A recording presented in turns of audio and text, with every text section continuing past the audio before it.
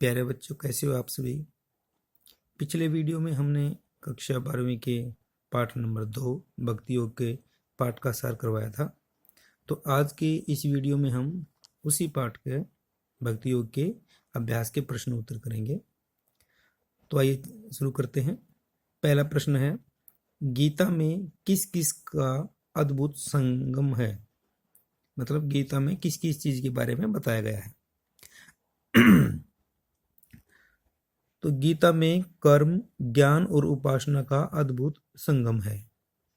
गीता में लोक एवं परलोक दोनों को सुधारने का एवं जीवन जीने का रास्ता बताया गया है। प्रश्न नंबर 2 है कि भारतीय जीवन दर्शन से क्या अभिप्राय है। कि भारतीय जो जीवन के बारे में भारत का क्या दर्शन है। ज्ञान, कर्म तथा उपासना का आपस में गहरा संबंध है।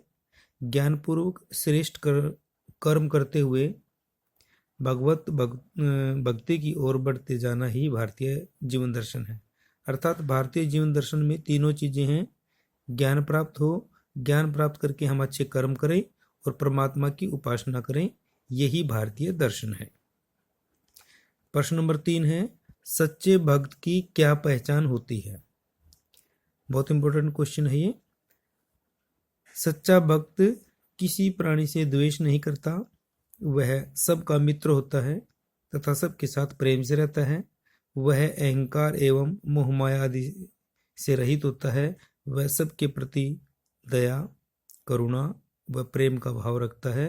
वह क्षमाशील होता है और सुख दुख में समभाव रहता है।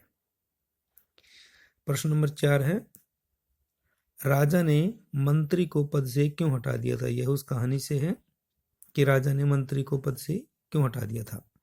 देखो, शिकार खेलते समय जब राजा की एक उंगली कट जाती है तो राजा बड़ा दुखी होता है और मंत्री उसको समझाते हुए कहता है कि कोई बात नहीं महाराज, ईश्वर जो करता है वो ठीक करता है। इसका ईश्वर की नज़रों में ये ठीक ही उन्होंने किया है कि आपकी उंगली कट गई है। इसका भी कोई ना कोई ठीक कारण ही होगा। लेकिन मंत्री की इस बात से राजा नाराज हो जाता है और राजा मंत्री के पद से उसको हटा देता है। अगला प्रश्न है कि राजा की बलि क्यों नहीं दी गई। तो उसी कहानी से है ये कि शिकार खेलते समय जब उंगली कट जाती है एक बार राजा की, तो उस बात से मंत्री उसको समझाते हुए कहता है कि भाई ईश्वर जो करता है वो ठीक करता है और कोई बात नहीं, आपकी उंगली कट गई तो ये भी अच्छे के लिए हुआ होगा। तो राजा उससे नाराज होकर उसको मंत्री पद से निकाल देता है, हटा देता है उसको। अगली बार फिर जब राजा शिकार खेलने के लिए जाता है तो वह किसी दूसरे राज्य की सीमा में चला जाता है और वहाँ के राजा को एक बलि देनी थी, नरबलि देनी थी। तो उनको किसी व्यक्ति की जरूरत थी कि जो नरबलि के लिए उपयुक्त हो और उसकी शर्त ये थी कि वह शरीर से पूरा हो, किसी भी प्रकार का अंग भंग उसका नहीं होना चाहिए। तो राजा को जब बलि के लिए लाया गया, उन्होंने सोचा कि भाई इसी की बलि दे देते हैं। तो राजा को जब बलि के लिए लिया गया तो उसको फिर बलि पे नहीं चढ़ाया गया क्योंकि उसकी उंगली कटी हुई थी और उंगली कटी होने के कारण उसका अंग भंग माना गया और इसलिए उसको जो बलि पर नहीं चढ़ाया गया। तो उंगली कटे होने के कारण ही उसका बचाव हो गया। तो इस प्रकार से राजा को की जो बलि है वो नहीं दी गई।